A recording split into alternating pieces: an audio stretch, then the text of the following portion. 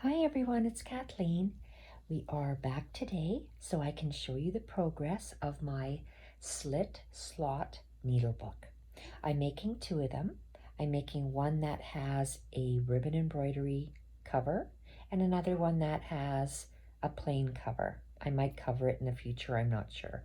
So what I've done so far in my previous video, and I've continued after, is I have put the blanket stitch around the outside front cover, around the outside back cover, and it continues around that piece of the slit piece.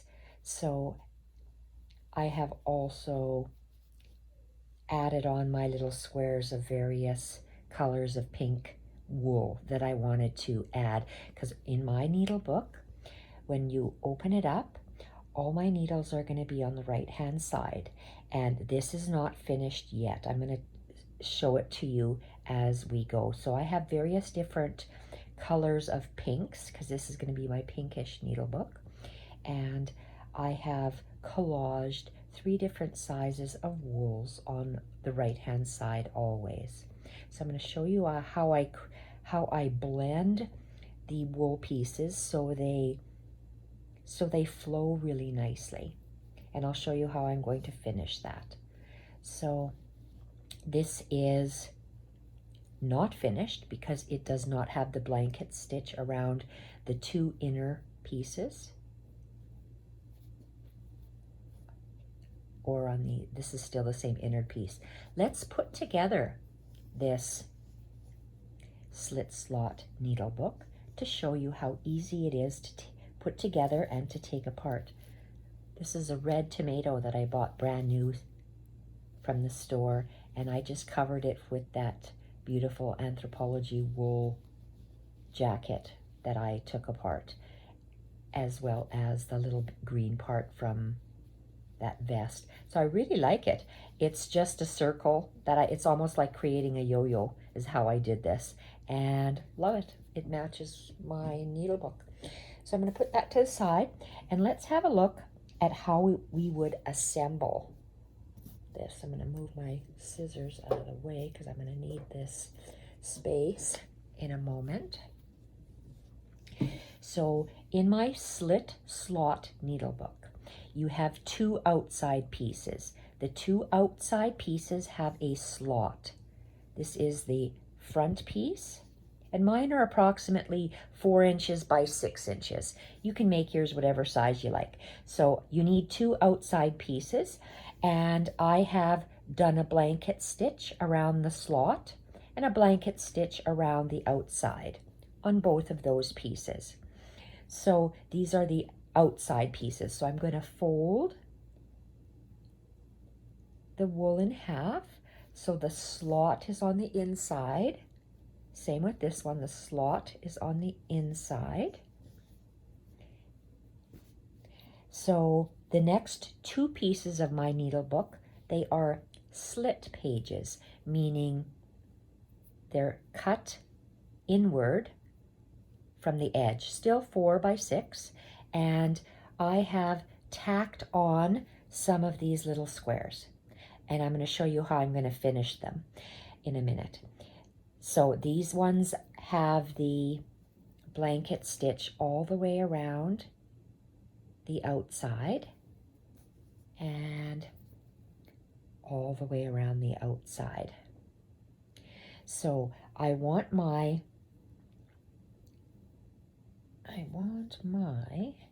pages to sit like this, or I want them to open up like this. So all my needles are going to go on the collaged side of my book, and same with this one. So these 2 slit pages are going to be sitting on top of one another, just like this. This is how I want it to open in my book. So I'm going to place it just to the side. I have the interior cover, front cover, and the interior back cover. This is the slot piece. You can see here I have a hole that my fingers can go through. So through this hole,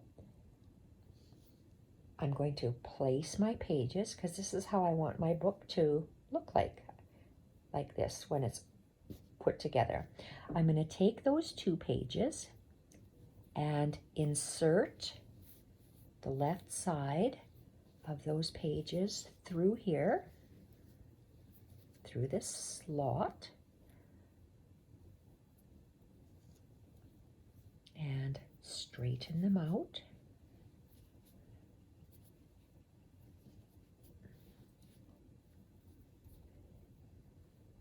These are the 2 center pieces that I was holding up, and these are the 2 back pages that didn't have anything on them, and I'm just laying them flat. So I'm closing the book. So this part of the book is finished, and you can see it's attached because these slits fit into the slot and come up, which hold it together in here. Let's have a look at the unfinished book. So this is the outside of my needle book. I think I will do something on here on the outside. I'm not sure what yet. But again, blanket stitch all the way around the slot and the outside. Then we have our first page. My needles are going to be inserted in here. My second page, my needles are going to be inserted in there. The third page is that blank page from the cover. The fourth page is the blank page from the back cover. And then I still have more blank pages that I haven't done anything to. I want to make a transition of these block colors. And just like in this book, how the transition of the blocks, they all flow. So they're different pieces, but how do they flow?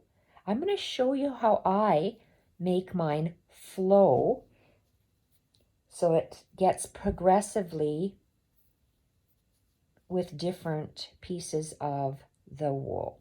So let's get my wool stack out. And I have 1, 2, 3, 4, 5, 6, 7 different shades of pink. And I don't want the stack to fall over. Okay. So here, let's put it over here. I'm going to just use this. Whoa. Okay, this is the first one. My piece of cloth looked like that. So what I did, being that I have to work this way, it's not quite a square, and I'm guessing it's about 1.5 inches, 1.75 inches. It's hard to say. So I folded my piece of fabric. So I have 3 pieces, 1, 2, and 3. So I rolled it up by 1/3, and then I cut this off, and then I took this piece and I folded it down. So if I were to cut it all, I would get three pieces, and I just cut the top. So I'm left with a square, a rectangle, and a rectangle. And I did that with all my pieces because I like groups of 3s. And how am I going to do this? Let's start at the bottom, and I'm going to put my little, I'm in camera, I'm going to start with that. I did the same thing for this piece here. This piece started off with that same business, the same size, so I folded it over. So it was in thirds. I cut off 1/3, and then in this 1/3 piece, I also folded it down into, so it would be into 3. So I have cut it that way. So each square is cut into 3s. So they're different shades, and I put it in, and I've done all of these squares the same. So I'm laying them down,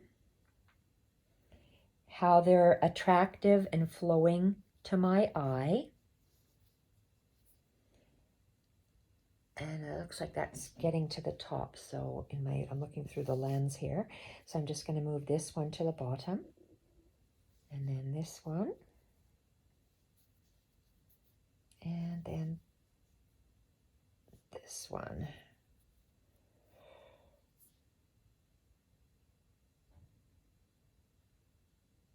Okay, why am I hesitating here? Because mine looks a little different. Okay, anyway, let's just start. So what I would do to this, to get them arranged to combine the colors. So I am going to first, second, third, and the way I did it was that way. So I know this one was my first one, second, third, fourth, fifth, sixth, and seventh. So the first medium rectangle, I'm just placing the medium rectangles. I'm taking 1 and placing it on 2. Taking 2, placing it on 3. Taking 3, placing it on 4. 4, placing it on 5. 5, placing it on 6. 6, placing it on 7. And 7, placing it on 1.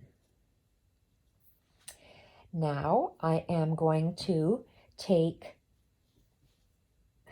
just for the sake of ease so I don't get confused, I'm just going to move these guys to their matching pairs. Just for now. Okay, I'm going to do the same thing with this little guy here. So this little guy, I'm just going to move from number 1 to number 2 because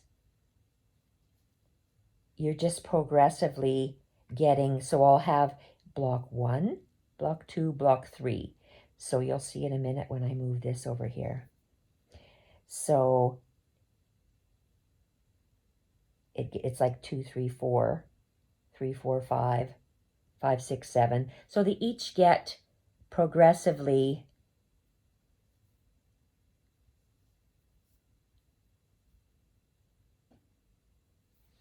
longer. So that's how I did it. I hope I didn't confuse you. But those are how my patterns are going to be developed. And when I put them on my, oh, I alternated them here. I alternate them so I have a biggest. So let's go large, medium, small. Large, medium, and small. And how I place them, I have the small on the bottom. The next page, the small would be on top. Next, bottom. Next, top. Next, bottom. And if I were going to do one here, it would be on the top. So I would just arbitrarily place them. I centered this on my page, and then I went 1/4 of an inch, and then I halved that. Right here, halved. Then this one I place on top, and I just go on 1/4 of an inch square.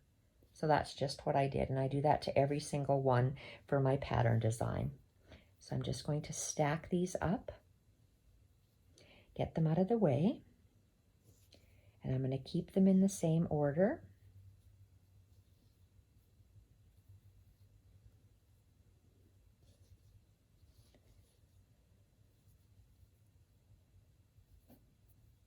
I'm just going to stack them and get them out of the way.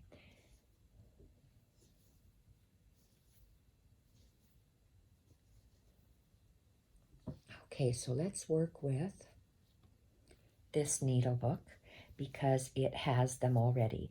I just attached them with a loose French knot. So I placed them, like I said, the large one in the center of my page. Then I went in 1/4 of an inch, and then I placed this guy down, and then I saw 1/4 of an inch little box, and I touched it with that little corner, and I made a loose French knot. So if you don't know how to make a loose French knot, oh, this one's threaded already. Is he knotted? Nope, but we'll make a little knot.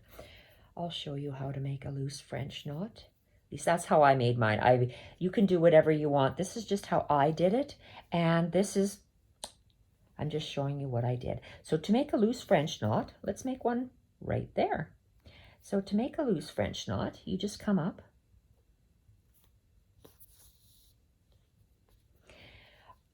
A regular French knot is, I place my hand on the fabric, I hold it, hold my thread tight, and then I just go 1, 2, 3 wraps down in my fabric. And if this was a regular French knot, I would hold my needle and I would pull the thread so it's snug along my needle, and then you just pull your needle through to get a French knot. To get a loose French knot, you do the same sort of thing. Anchor your hand down, 1, 2, 3. Hold the threads with your finger. I let my thread go there. And I'm going to place my needle into the fabric just a few hairs away. And you do not want to go into that knot that you made at the end. So, but you're beside it. Okay, so we're beside it. I'm going to let go. And I am just going to hold my needle, and I'm just going to go round and around so I can get little circles and until I'm happy. So I usually go once or twice with my finger, and I lift it up and you can see the circles forming there.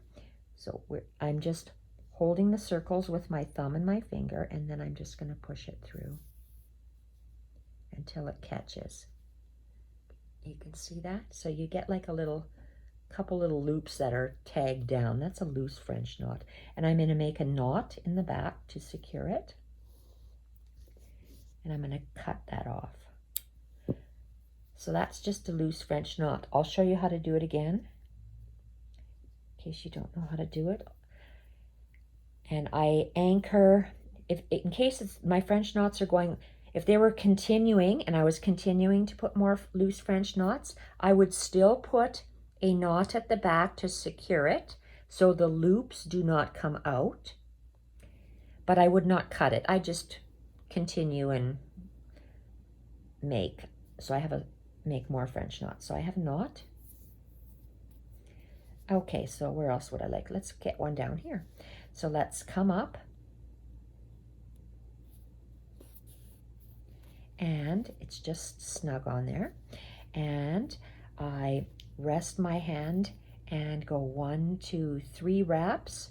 Finger touches the needle. I let go of my thread, and I anchor down, and I make sure I do not go into the back of this knot, and I let go. I'm going to hold my needle just a couple. Sometimes you can have nice little circles, and let's see when we bring it down with our thumbs. Yes, it's a nice circle. So let's hold it with our thumb and our finger, the circles of thread, and we're just going to pull it until it grabs it like a knot right there. And it's nice and tight and snug, and I'm going to make a knot at the bottom to secure it. I'm going to cut that off. Well, let's just see, I've got 2 on there. Let's make a third one because I like 3s. Where do I want to put it? Well, I don't right now. Well, maybe I'll put one up there. See, I made a knot. So to continue it, let's go up here. So then my thread, yes, it's carrying across the bottom. To make a French knot, anchor your thumb, or I'm sorry, anchor your hand, or place your hand on the fabric. 1, 2, 3 wraps around your needle. Hold the threads with your finger. Let go. I don't have a knot to worry about, so I'm just going to use my thumb to put my thread to the side, anchor it. It's in, and I'm just going to hold my needle, make a couple of little swirls. It doesn't even look like it's doing anything, but let's push it down, and yeah, we got a big one, a big loop. So let's make our loops similar. So now I have nice 3 little loops, and I am holding with my finger and my thumb the loops, and I'm pushing my needle through. Sometimes you get a little bit wonkier ones, sometimes more perfect, but they're loose French knots. That's what they look like. So let's tie that up. And that's, I did it in the center, in the center, in the center. And I'm going to cut this off. And how I'm going to secure my squares on, because this isn't secure enough for me, I want to do it more. This page is not finished yet because I have to do the blanket stitch all the way around. But to secure this, I might have to cut my, see, I would rather, I have like 2 little knots here in the back. Some people that may bother them. Me, oh well, it's a working needle book. It's not a showpiece. So I'm okay with that. I'm making a knot at the back. And where's my drawing book? Thank you, Lisa. And for the love of stitch. Okay, for the love of stitch. Some stitches that I like to do all the time. I am going to do a cross stitch, but the way I like to do them, I like to make my lines like a close together running stitch, and then I cross some of them. That's just how I do it. That's a stylized Kathleen X. So I'm going to do a stylized Kathleen X because I'm trying to get signature pieces. So do I want to have just three lines? Do I just want to have one X on the bottom? I don't know. I'm going to try to do just a running stitch. Running stitch is just in and out and in and out. So I like a longer stitch.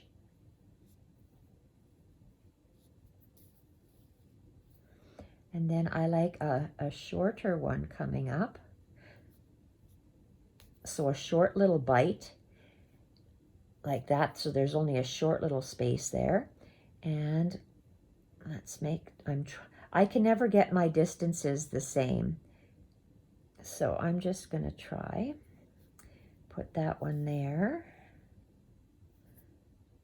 and a little closer. You see how there's a long thread, a short space, long thread, short space. That's just me. I'm going to call it the Kathleen running stitch because that's just how I like to do mine.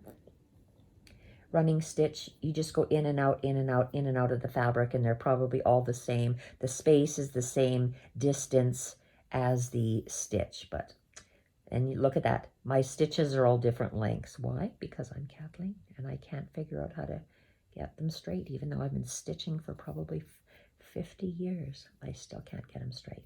Okay, so I'm just going to keep sewing. Do I have enough to go all the way, or do I just want to do one side, I said? Or did I want to go all the way around? What do I want to do? I'm going to see what it looks like with just being done on one side. And I want my X's.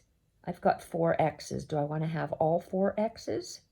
I just want to have 3. Why? Because I'm going to be an oddball. And the way I'm going to do mine is I'm lining, it's this stitch I want to do it across with. So I'm just going to come, I want my thread to come out on the white. My needle to come out on the white at the bottom of that stitch.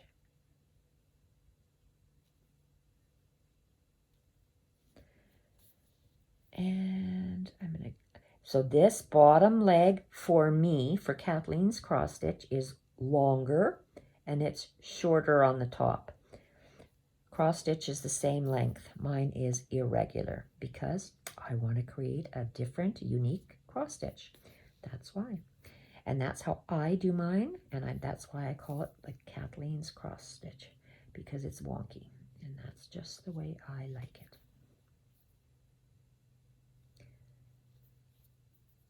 it. Okay, so those, and it came out, something came out. Maybe that's from the wool. Okay, so let's pull that tighter.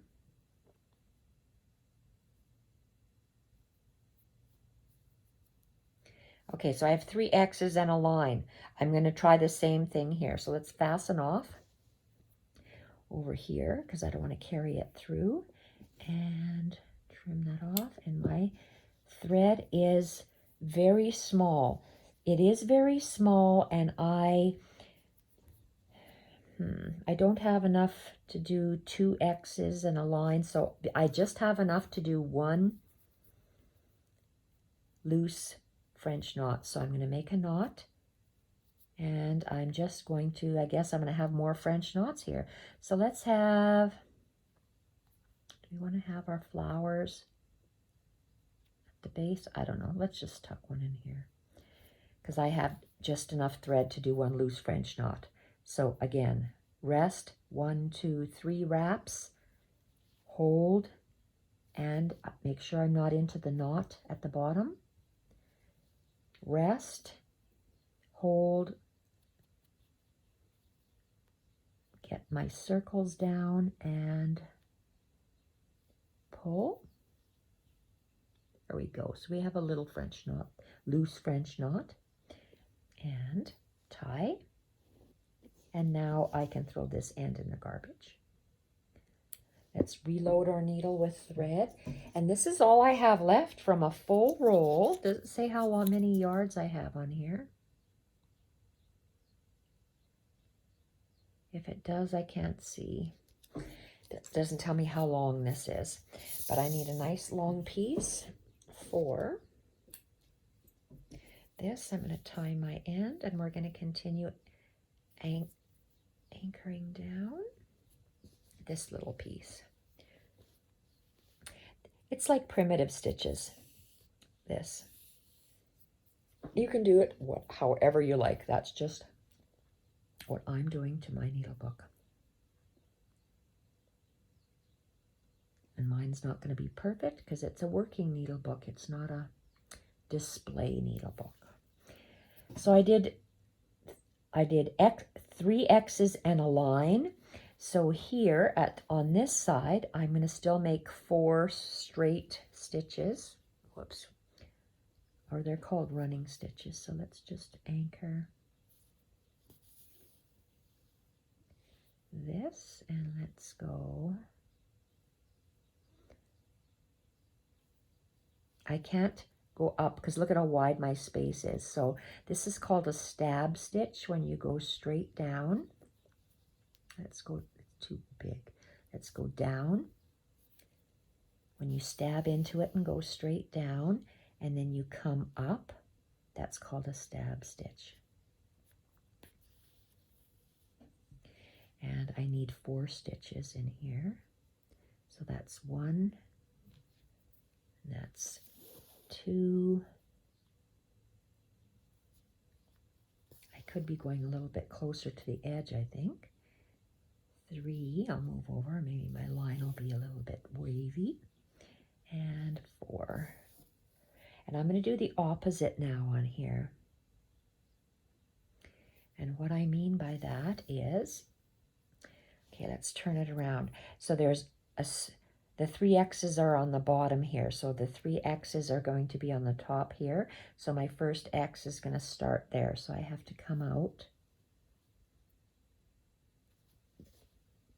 Is that right? A little bit lower, I think. See, it's hard to work in your needle book, so I can take this out when I'm working on it because it's not sewn in there. Okay, now look at this. I'm all tangled up. So we're going to come up and we're going to do our X's. So you see it's at a diagonal. So I have 1 straight and 2 X's. Sorry, 3 X's. So my 3 X's now are going to be at the top. So I'm working from the bottom to the top. And again, I'm making Kathleen's X's. So they're longer on one side. And at the bottom, this is a wider space and it's a little bit narrower on top.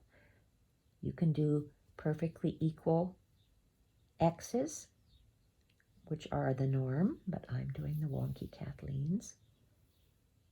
And here we are.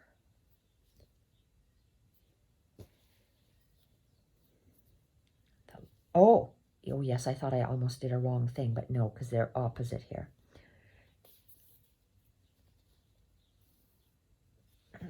it's not sitting properly. You just have to move it and pull. Come on.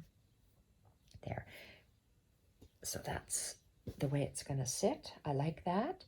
If it becomes too wobbly, I might have to stitch across the top. I don't know yet, but right now I'm only doing the vertical lines, and I want to see what that looks like. So where am I? I'm over here. So I am going to tie it off. I'm going to cut and tie off and restart because I have about 1 inch. I'm progressing, moving over, traveling. Tie the bottom.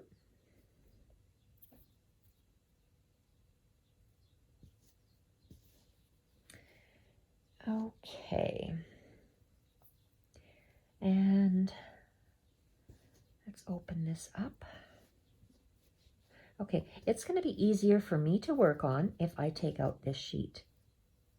So let's take out this one piece and let's work on it. See how easy that is to work on? That way I can work on that one as well. So let's just take this piece. I have an and. Okay, so if I have 4 there, 1, 2, and 3, I'm hoping. So let's see if I can actually get 3. 4 stitches. Let's see if I can get 3 stitches. So there's 1.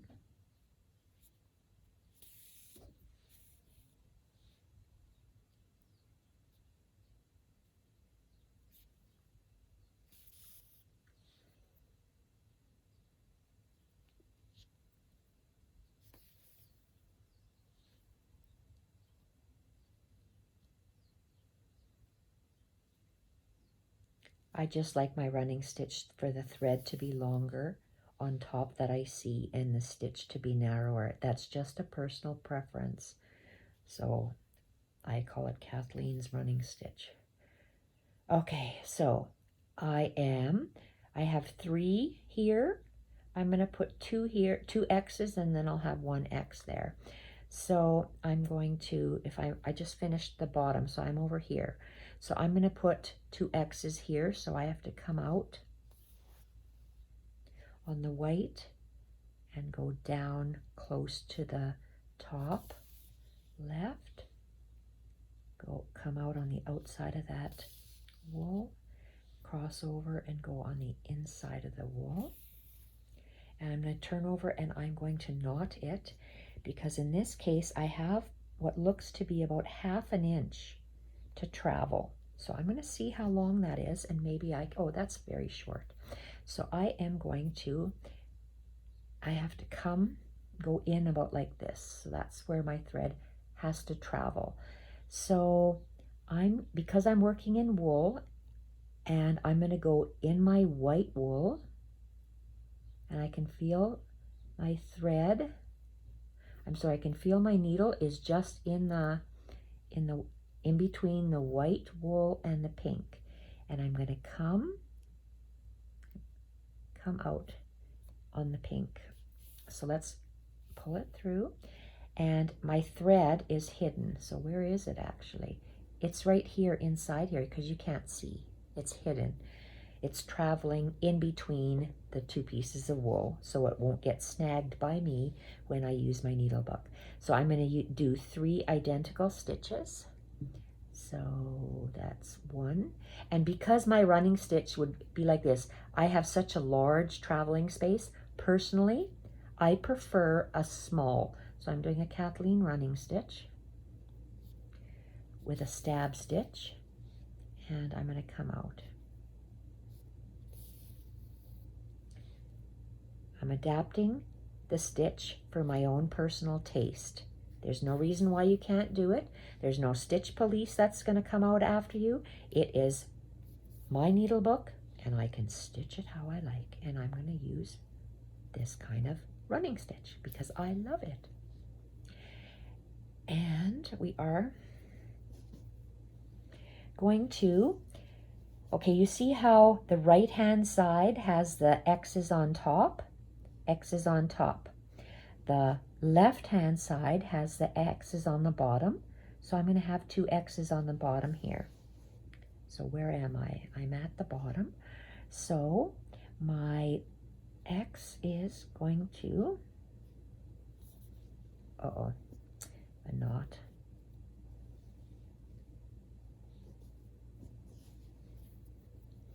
Come out the bottom and go on the white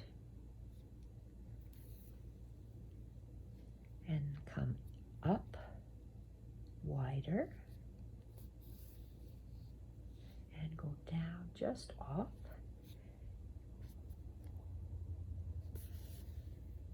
Okay, I love how that looks. I have to cut that off now at the back.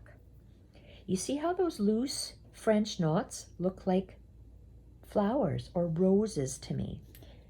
That's why I like them. And they're beautiful in encrusted stitching. So I really like that. To me, this is done. I wouldn't even have to put an X on there. I can if I want to, but I'm not going to. This is still up in the air. The jury's still out on that one. But let's do, you have 4 stitches, 3, and there's going to be 2 stitches over here. So did I knot it? No, I didn't. Let's continue. And I want 2 vertical stitches there. So come out here. Okay, the middle of my fabric is there. So I'm just going to go up a hair and come really close and go down. And again, my X's are at the top, 3, 2, and this one's going to be 1. I'm at the bottom, so I'll go this way.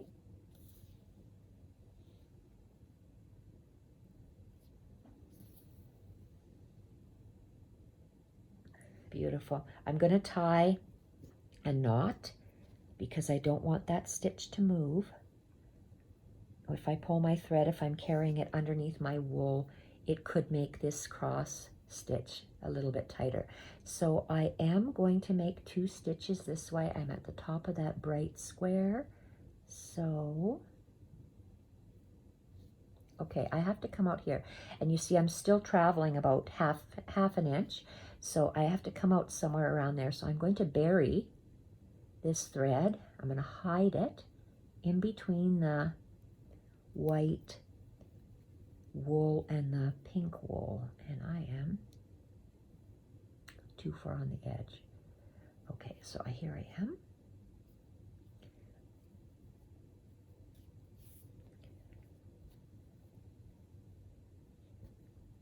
Perfect. You can't even see it.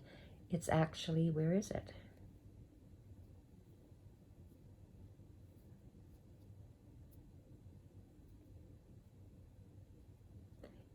Somewhere in here. You can't even tell.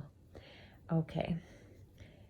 And I need 2 Kathleen running stitches, which is a long thread, and then a short space, and a long thread. Because a regular running stitch, they're equidistant. Okay, I could have made that one a little bit longer. My X is going to be at the bottom of this one. You know what? I'm going to take that out because I want it longer.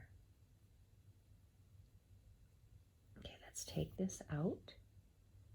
And I'm going to make this one a little bit longer. So you can still take your threads out if you don't like it. And mine weren't Kathleen enough, meaning irregular enough. So let's do it. Trying to develop our own style. We're like that in everything, to be a unique artist. So in my embroidery, that's why I like to vary the stitches a little bit to be a little bit more unique. Okay, so here, halfway down is here. So let's just go halfway down. Come up.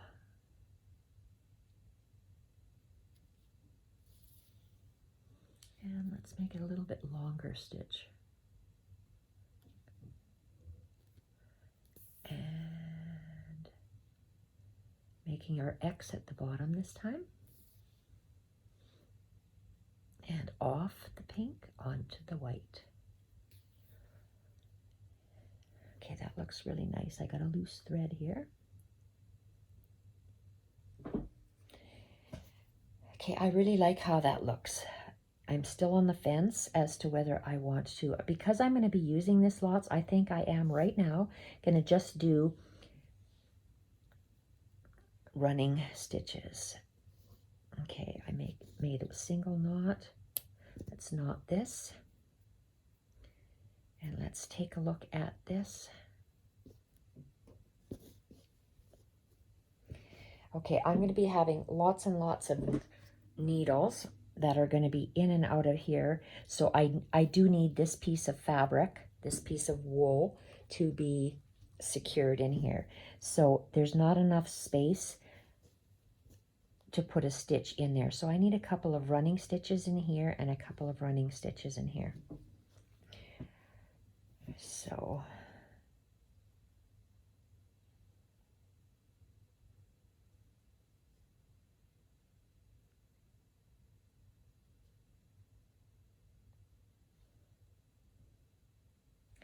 I'm thinking, do I want my running stitches to go across like this? Or do I want to have a whole bunch of them going this way? I think it might be too much on the eyes. I want my eyes to rest on these pieces of wool. So having a straight line here will be more restful rather than line, line, line, line, line, line, line. It'll be too busy. So I'm just going to start up on top here, really close to my X. And I like a longer stitch. And I'm doing a stab stitch because I actually want to anchor that pink wool to the white wool.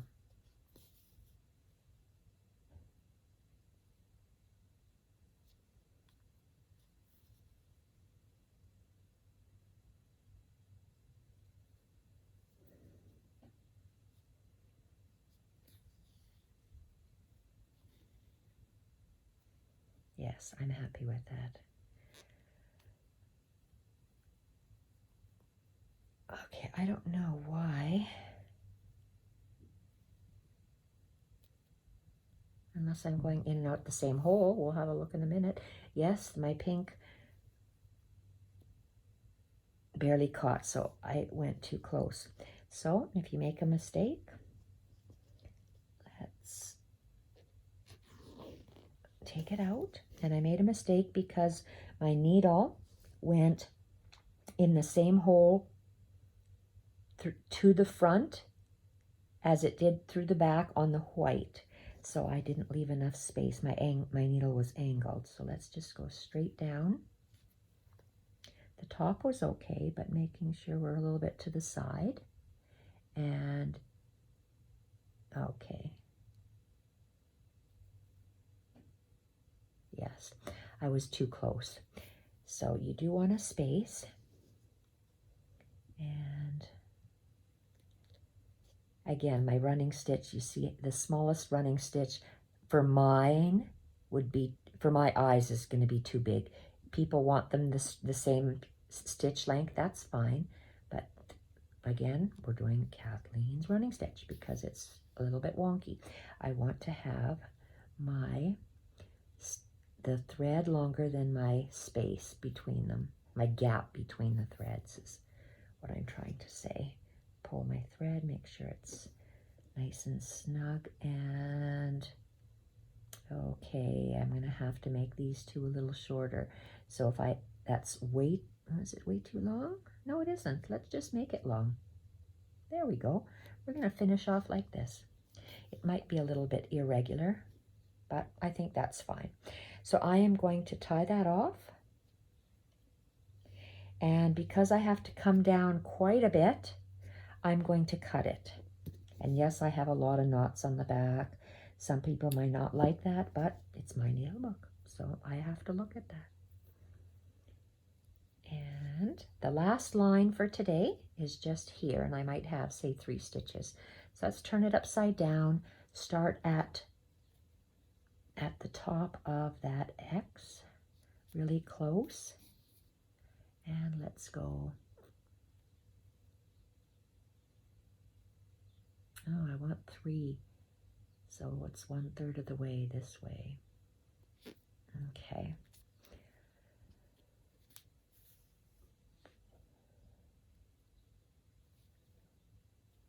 I can't see. Yep, I have a little space. Good. And my thread tends to be long, so it does get caught lots. That's okay, because that's just how I want my stitches to be.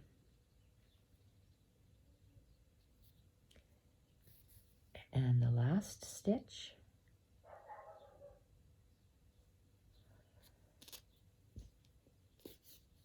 is right there. Okay, let me tie the back. That's done. And I'm going to continue working on this and be back when all of them are stitched in. So I'm going to stitch all of these in like that. So I'm going to have all of these that you see here that are like this. I am going to do the same stitching, 4 lines, 3 lines, and 2 lines. I want all mine to be the same, so I'm using the same color of ecru thread. And what's going to be different, this one, okay, we worked on this one was the first one, so it sits inside here. And just to show you how easy it is to put in, it's going to sit like this. Stick this page through the hole, through your slot, straighten it out a bit, and there we go. Maybe for my stitched piece, which I don't have handy, for my wrap with a nice big button, maybe I could have a nice piece like that on the front for stability, even though it's going to be two pieces of white. So that's it for today. I've showed you how to do the loose French knots and how I am planning to embellish my oh, where's some needles actually? Okay, here's my needles. My needle book, when I finished embroidering, my needle book will be like this. And I should be able to just stick my needle through that pink wool and not see it at the back. There we are. Okay, so that's my needle book. And I'll have all my needles in here. Well, not all of them, but I'll have ones that I use. I don't even know why I'm going to put all these needles in here. I use this needle. This is my favorite needle. The other needle, it's a Milner's needle, but I haven't found a Milner's needle exactly like this anywhere. This is another Milner's needle, but it's a little bit longer. And my other one, which is lost, I'm working on another project. Maybe it's with that other project. Bottom line is my favorite needle. Do I interchange needles lots? No. Why am I making a needle book? So that you don't have to hang off of this thing. That's why. My wool little mat, which I love, my drizzle pad. So that's my needle book. And I will be back to show you maybe how to do my closing, because that's the only other thing. Everything's going to be a repeat. The insides, each page will be a repeat. Each page will be a repeat going around, because on mine I am using just this pearl cotton to go around on the outside. Pearl cotton because I like neutrals, neutrals, neutrals, and my splash of color are these beautiful wool pieces that I purchased online. Okay, so that's all for today. Thank you so much for watching, and I'll be back when this needle book needs a cover, and I'll show you, not a cover, a tie with a button, a closure with a button. Talk to you soon. Bye for now.